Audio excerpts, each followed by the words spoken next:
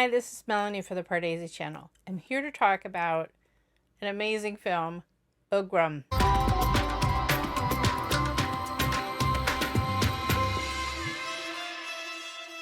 So yes, K.G.F, the trailer, was so amazing, and in looking research about the film, I learned that it was Prashanth Neel's only his second film. And everyone in the comments said, well, you have to watch Ugramm. It is amazing. And I was like, wow, it must have been amazing. It must have been a blockbuster in the Kannada industry to give this director the boost to be able to do such an epic film. And this is only chapter 1 that we're getting in December.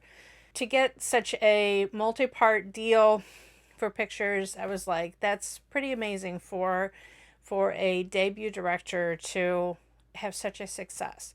So I was like, wow, this film must be amazing. Well, part of the reason it's amazing is because it has an amazing cinematographer. Ravi Varman is an award-winning cinematographer. I am familiar with his work. It was just, I don't know if it was his choice or the director's choice to have such crazy quick cuts, quick shots, a lot of short scenes. The editor deserves an award on his own. But anyway, Ravi Varman has done films in the Hindi industry like Barfi, like Ram Leela. He's an award-winning filmmaker. He did Aniyan, so in the Tamil industry. So he's worked all across the Indian film industries. And this film, though, was really something special. The camera work was really exciting. The choices of shots, the angles of shots, but especially the editing. Srikanth is the name of the editor. I don't normally call out the names of editors, but this guy, if he didn't win an award, he deserved one because it was amazing. I have watched a lot of masala films. I watched action films, and in my mind, I was thinking about the recent Shalaja Reddy with Naga Chaitanya. So this is in the Telugu industry. Now, I like Naga Chaitanya, but the camera work in the action scenes in that film, everything was slow-mo, it was just ridiculous. Like, it just didn't have a punch or an impact. I just watched Thugs of Hindustan, which was okay, but you're having Amitabh trying to do sword fighting, and they didn't use enough stunt doubles. And instead of like speeding up the fights, so if Amitabh is doing it slow, like speed up the camera, speed up the film, so that it seemed like everything was happening at a fast pace. Everything was slow mo. And contrasting with this film, where it was like a runaway freight train. You were just on this roller coaster ride, and the pace rarely gave up. You were just, especially in the action scenes, it just one thing after another, after another, after another was happening, and it just was happening so quickly, and you were seeing it from all different angles. I read in one place they used 8 different cameras in certain scenes, and I believe it because we were seeing the action. It wasn't always just from one static shot, one point of view. We were seeing it. Okay, now we're looking from over here, and now we're looking at the action from over here, and now, it was so visually exciting, and also just the breakneck pace of the action. There were so many bad guys. There were so many, like, I can understand why people saw this film over and over again, because there was so much. There was so much plot. There was so many bad guys. There was just so much going on. And you want to go back and again, once you see the ending, once you saw the flashback, then it would be delicious to see it from the beginning. I get it. I mean, there was just iconic scenes in this film. And oh my God, that final climax action sequence. I can't even count the bodies. Amazing. Okay, I haven't even mentioned the lead actor, Srimurali. He was just, it was almost like he was so stoic. He was so reserved. He was so, to me, it was like a Hollywood Western kind of character, like Clint Eastwood. Just, just a man of few words, a strong silent type, a man who always protected the women in his life and would not ever stand for injustice towards or violence toward a woman. And then to just, when you did get the slight smile, it was this, you were rejoicing with the heroine as to how hard earned that was to get that slight smile. When he did get a slight look of love or a slight look of pain, it was so deeply felt because it was just so rare to see any emotion, and you just kept looking at his face like, surely he's going to react to this, and no. And then when he does, and then the holy song, when he finally lets loose and breaks out and dance, it was, oh my gosh. I mean, I'm not saying he's the best dancer in the world, but because it was just such a break from the way he was in the rest of the movie, that just made it iconic. The heroine was Haripriya. I'm sure everyone who's watching this has seen the film and knows the basic outlines. So there's, at the beginning of the film, there's sort of a graphic novel kind of a look that sets up the past revenge plot that has led to the circumstances in the present day. And this young woman, her mother died when she was an infant, violently. Father fled to Australia, and she fools her father. She doesn't believe her father that it's really that bad for her to go back to see her mother's grave. That's all she wants to do, is go back and see her mother's grave. Well, she's nabbed by the bad guys, yada yada yada. So enter our hero, Agastya, played by Srimurali. Oh, and at first, when she was just acting all scared and was timid, and the slightly comedic thing of how he sneaks her into his household under his mother's nose, I wasn't impressed with her at first. I'll be honest with you. At the beginning, I was like, okay, she's not that great. But she totally won me over. In the same way that she wins the hero over, she totally stole my heart. She was so good. The dancing scenes that she did were so joyous. Okay, I have to stop and say, I could tell this movie maybe did not have the hugest budget, but the way that they filmed the song sequences, some with really long tracking shots of her doing all different things with different people in a village or whatever, extremely inventive. Some long takes instead of frequently in a song you have a lot of quick takes so that the dancers only have to do it right like one time, and they can splice everything together. And here we were having long takes where she was interacting with different people, and it was so inventive and fresh feeling. And I just loved her personality when she was doing her song sequences, and she was basically literally dancing circles around our hero. She was so effervescent as she kind of came out of her shell through the movie, in the same way that he fell in love. I couldn't help but admire what a wonderful character she was. Oh, their love story.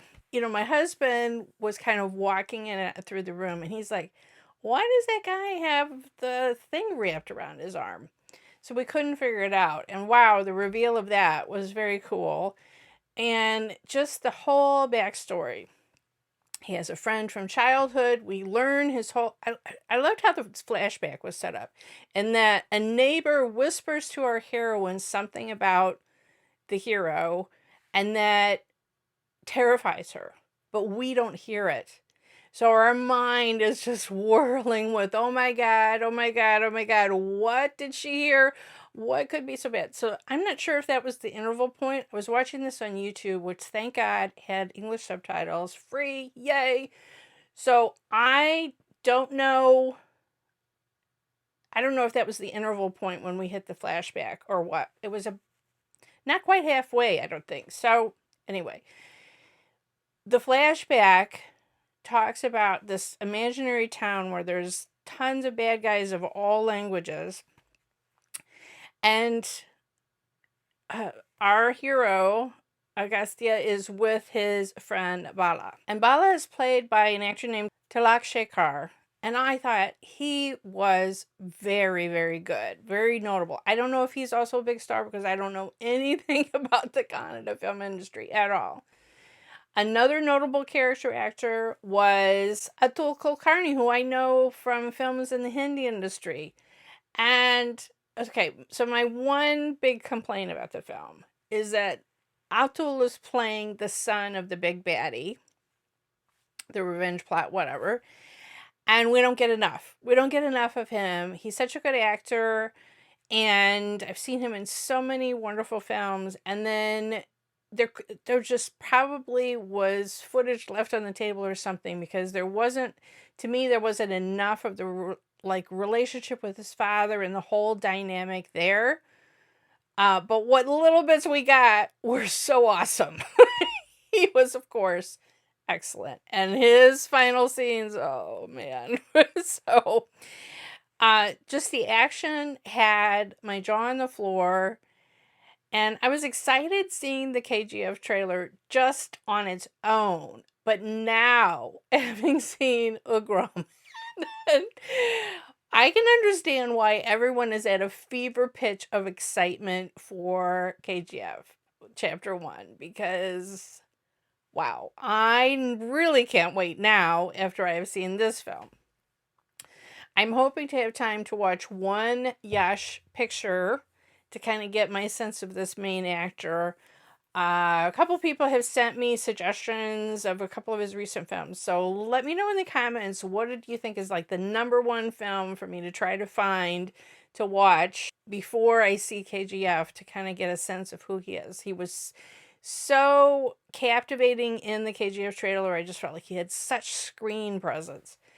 Coming back to Ugramm, to me, this film was the whole package. It had a beautiful romance, it had a compelling script, it had so many characters. I mean, it was rich with plot, but it was still understandable, although I can tell there were so many flourishes, probably a lot of cameos of actors that were probably famous in the kind of industry that I don't know. It was probably very fun to rewatch this film in the theater, because I think it played for several weeks, months on end. And I can understand why you would go back and see it again and again. And then you get to that your reward is to get to that final action sequence at the end, which is just stunning. Yes, this film is super violent. There's not really blood, but there's a lot of, I mean, there's machete fights, there's gun fights, it's gangsters, but I really, really enjoyed it. I enjoyed the whole thing. I was really excited, though, like I said, how it had such a fast kinetic pace, how it just kept you on the edge of your seat. We had slight breathers for some of the romantic scenes, a little bit of comedy with cousins or whatever in the household of our hero. But overall, just the pace of the film and how it just kept going and going and going is something that I haven't seen in some, just like I said, contrasting to some other films that I've seen recently, and seeing how good this one was with keeping the action. Again, it comes down to editing. A lot of it was just all of these quick cuts, all of these different perspectives of scenes, and where you think, okay, this would have been enough to have an action scene. Oh no, we're not done yet. We're going to keep going and going and going. And now we're going to have this one. And now these bad guys are going to come in. And then, like, amazing. Just amazing. Because the action set pieces were just masterpieces of just, it went on and on, and it went on and on and on, but in a good way. I'm not saying like I get bored. I'm saying it was an embarrassment of riches of how much this director was giving you. He was just throwing it all out there. And I guess Srimurali is his brother-in-law, and he kind of wrote the script with him in mind and thinking about his mannerisms, and so it's tailored to him. And yeah, I was so impressed with this film, and it was just so much fun to watch. So thank you everyone that urged me to see it. Again, this is what I love, this conversation that I'm having with all of you, because I'm enriched by seeing films that I might never have watched. And this one was a really fun one. So again, it's available on YouTube. I will put the link in the description below. If you haven't already watched it, highly recommend. If you like masala, action, gangster kind of flicks, like I said, it has a lot of violence, but I love a good machete fight, so I was all there. And it has a fun romance too, and it reminded me of, films like Atadu and Akadu in the Telugu industry, where you have sometimes what you just have a man that doesn't think he's worthy of love, and that's the kind of trope that just hits me right there, when he just like tries to send the heroine away because he doesn't think he's good enough for her. Ugh. I know most of you guys that love the action, you were just like, nah, yawning through all of those parts. But that was the stuff that really hit me. Because he was so stoic and so strong and silent. When he did show emotion, it was like, so, anyway, let me know what you thought of Ugramm and how much you're looking forward to K.G.F. Oh, and I also asked number one film that I should see of Yash before I see K.G.F. So I still have a month or so to go. So hopefully I can watch one before the big film comes out in December. Cannot wait. Okay, I'm even more excited now. Please like and share this video. Follow me on Twitter at PardesiYT. This review and all my other reviews I also put on my podcast, the Pardesi Podcast, link in the description. And I also have fun discussions and extra episodes on the podcast. Please do follow me here on the Pardesi YouTube channel. Hit the bell, and then you'll get a notification whenever I have a new trailer reaction or film review.